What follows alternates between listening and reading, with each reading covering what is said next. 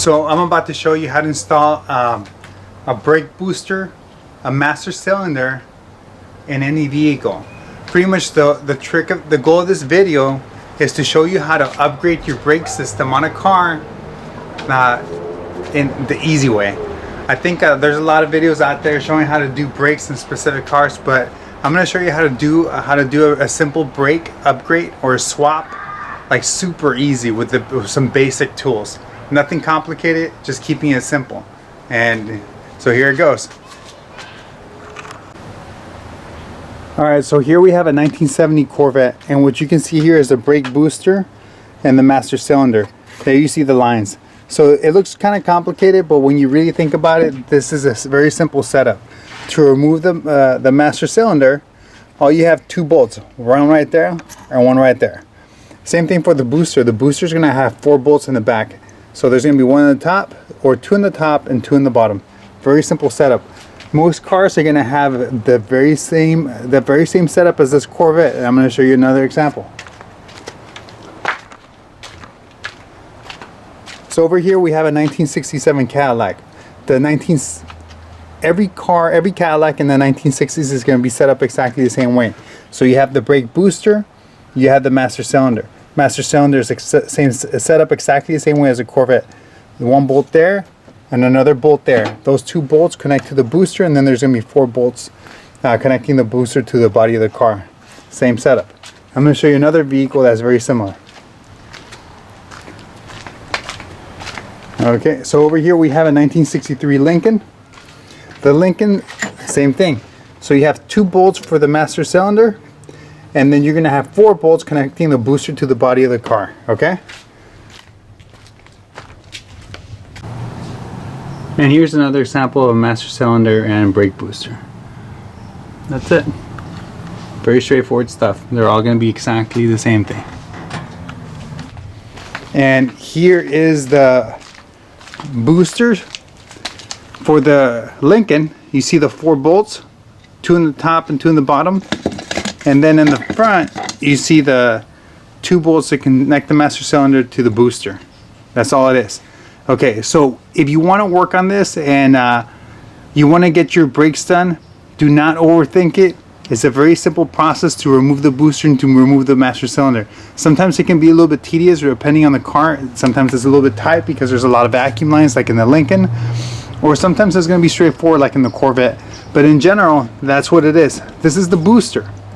So you have your 4 bolts, and then you have the 2 studs that are going to connect to the master cylinder in the front. That's all it is. So side by side, this is how they're going to look. And this is a universal booster. So this is a 7-inch universal booster, dual diaphragm. This probably is going to have a lot more braking power than this guy right here. So that's an example of a booster master cylinder. As you can tell, they're all pretty straightforward, nothing complicated. Now here you have something a little bit different. This is a brake setup for, this is a universal brake setup. So if you were to be installing brakes in a car and you don't have the pedal, or you're going to do a custom setup on an older car, this would be the perfect solution for your situation. What you do with this, you would actually chop. If you don't have the space, you could chop it from wherever you want. The pedal can be adjusted.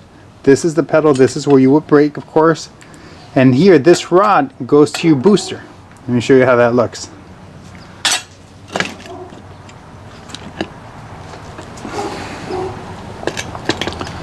So that rod would connect to right there, and when you brake, it's going to push on that booster, push on the master cylinder, and then you got hydraulic fluid doing all the work, and you got then you get the hydraulic fluid going into the brakes, and that's how you stop the car. Very straightforward setup. So this is something, the brake, the universal pedal, is something that you can use on most vehicles if you're doing a custom job. Or it's something that if you're doing a full setup from the ground up, or a full build from the ground up, this is something that might be useful. I just picked it up because I got a good deal. I'm probably not gonna use it on a car. Okay, so that's the setup. That's how you do it.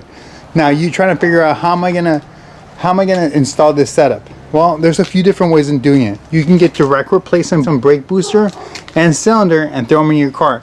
Or in my situation, like on the Lincoln, some of these Lincolns are a little bit older and they don't sell those boosters. And when they do, they cost an arm and a leg.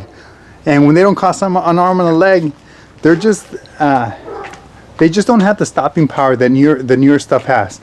So what you can do is, this is a situation where you can get yourself a universal master cylinder and stick it in there, or excuse me, universal booster and stick it in there.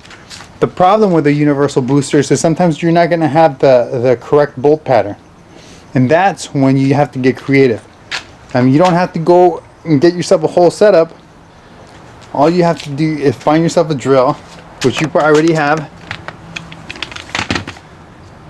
or a Dremel, and a Dremel with some attachments, an attachment like this. And this will be the perfect solution to elongate the holes on your firewall, and so you can modify the firewall so you can stick a universal booster. And I'm going to show you how I did that, okay? Here we go.